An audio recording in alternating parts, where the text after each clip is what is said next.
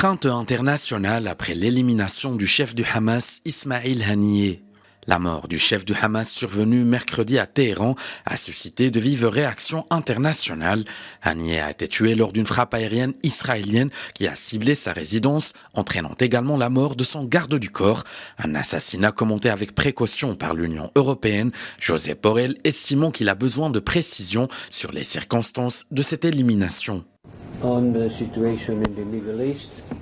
Je dois attendre d'avoir plus d'informations avant de faire un commentaire, mais avant cela, il y eut une escalade à la frontière libanaise et la guerre à Gaza continue. Tout ce que je peux dire, c'est que nous devons chercher des moyens de désamorcer les tensions et d'éviter une guerre qui aurait des répercussions sur l'ensemble de la région et au-delà. Et nous avons besoin d'un cessez-le-feu à Gaza maintenant. La Chine, en revanche, a été plus directe dans sa condamnation d'un tel assassinat. Nous accordons une grande attention à cet incident. Nous nous opposons fermement à l'acte d'assassinat et le condamnons. Nous sommes profondément préoccupés par le fait que cet incident puisse conduire à une escalade et à des turbulences dans la région.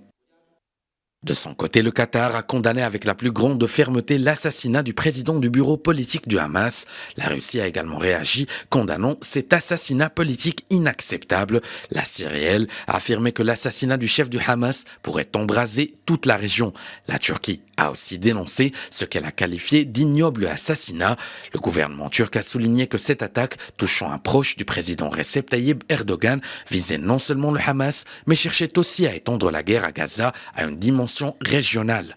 La Jordanie, quant à elle, a sévèrement condamné l'attaque, blâmant Israël pour avoir violé le droit international et pour avoir mis en danger la stabilité régionale. Du côté américain, interrogé sur l'implication d'Israël dans l'assassinat et si les États-Unis en avaient été informés à l'avance, le secrétaire à la défense américain Lloyd J. Austin a répondu qu'il n'avait rien à communiquer à ce sujet.